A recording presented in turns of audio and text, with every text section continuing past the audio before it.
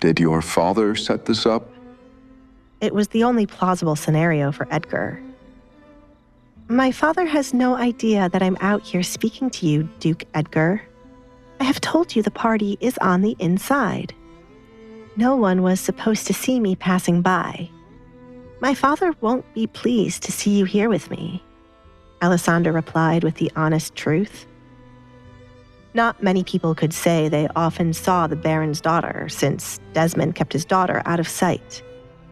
Alisandre wasn't of any use to him, thanks to the mask she wore and the rumors surrounding her. Everything I say right now has nothing to do with my father. I leave it up to you to believe me. I am not interested in marrying anyone for love. I only wish to leave this place and never look back. What is it? Your father has plans to marry you off to a man far older than you? Or is he just shipping you off somewhere so you do not wish to go? Has to be something drastic for you to ask a man you don't know to marry you. Edgar pressed his cigar against the stone wall to end it. It is suffocating to be here. I am forgotten by my own father. I do not care for your looks, Duke Edgar, nor your money or anything else others might want. Frankly, I only see you as an escape. She explained her reasoning for choosing him. Their meeting was completely unexpected on her side, but Alisandre didn't want to leave without proposing what she had in mind. I've heard my family speak of how the king wishes for you to get married. For a man who does not wish to have any romantic relationships with anyone, it might be a good choice. I will live quietly like a ghost, taking care of what you want of me, and I shall never love you. Is that so?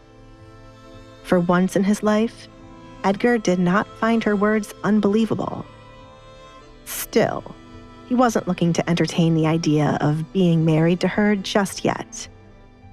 It isn't hard for me to find an actress to play the role of my wife. If it were so easy, you would have done so already, Alisandre said, seeing through his bluff. He most likely needed a wife who would make sense to the king.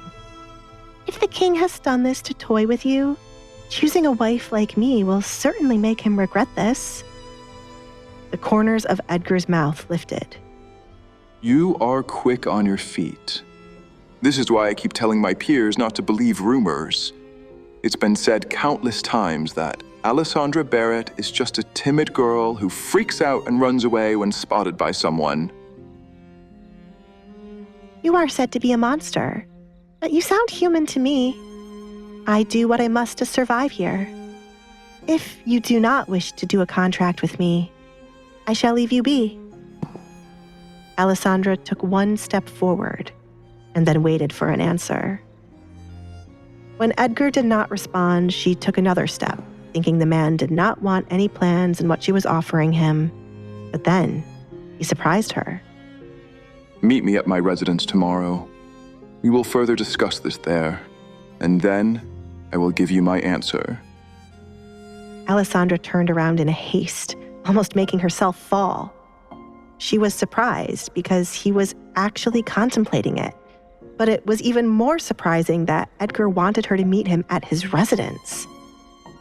I don't leave here. I gathered that from you sneaking around. It is a test for you. I want to see how determined you are. I'm sorry to end our conversation here, but I have stayed at your home longer than I wanted to. It was nice chatting with you, Alisandre. Hopefully we shall see each other soon. Edgar turned on his heel to go back inside to find her father. Alisandre began to panic as she thought of how she would meet with the Duke tomorrow. At least he seemed to be taking her seriously, unless he would have a crowd waiting to laugh at her for believing he would marry her even with a contract. We shall see each other tomorrow, she promised. Duke Edgar, who are you speaking to? Kate Barrett, the younger daughter of the Baron, stepped outside. She heard the Duke was all alone and thought to give him some company. Seeing the Duke walking away while her father's daughter was standing outside made her blood boil. Kate thought highly of herself. She used her looks to elevate her position amongst her peers. She was identical to her mother with blonde hair and blue eyes, two things she believed made her more beautiful compared to everyone else. Dressed like a doll, Kate was hoping to have a word with the Duke and catch his interest. She begged her father to have a moment alone with the Duke, but Alisandre had stolen it away from her. "I hope she did not offend you, Duke Edgar. She was not meant to be out here." Kate glared at Alisandre, warning her to run away. Edgar stopped right beside Kate. She has not offended me.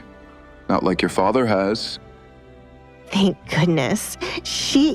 It might be due to me being an only child, but shouldn't you be referring to her as your sister, or at least by her name? Edgar quickly picked up that the younger girl did not like the older one. Seeing the Duke speaking to her sister, Alisandre used this chance to run away before any of them would ask her to speak. She wished Kate would have stayed inside rather than come out. Now that Kate knew she had spoken to the Duke, all hell would break loose tomorrow. Edgar listened quietly to the sound of Alisandre running away, while Kate tried to think of a good answer to what he had asked her. He wondered what Alisandre was so afraid of when it came to Kate. "You are correct, Duke Edgar. It has to do with you not having any siblings. When siblings argue, we tend to do petty things. But I love my older sister. As you can see, she is extremely shy and can be awkward. That is why I was concerned she might have offended you." Kate put on her mask of being a good sister. She would do anything to make the Duke see she was a good person. There was no one else she saw worthy of being her husband. If that makes you sleep better at night. Edgar proceeded to walk away after Alisandre had gotten far away. If only he was in her position and not the one stuck with Kate. "You know, Duke, I was hoping for some time alone between the two of us. I wish to show you that I can be an excellent choice for your wife." Kate followed behind him, gripping his arm to slow him down. Edgar sighed, annoyed with Kate, who could not take a hint. The Baron and his wife raised her to be like a spoiled princess. Fortunately, he had experience with an actual spoiled princess to know how to handle Kate. Is there some misconception that I am looking for a wife who can only please me in bed? He smacked her hand away. If anyone were to see them like this, rumors would quickly spread. He did not feel the need to add another rumor to the long list he had. "I'm sorry." Kate was caught off guard by him denying her advances. There were plenty of men who would jump at what she was doing for Edgar. "You visit the red light district." Edgar shrugged his shoulders, not seeing what that had to do with his future wife. Who is to say I do not go there to read a book? "It is awfully loud there."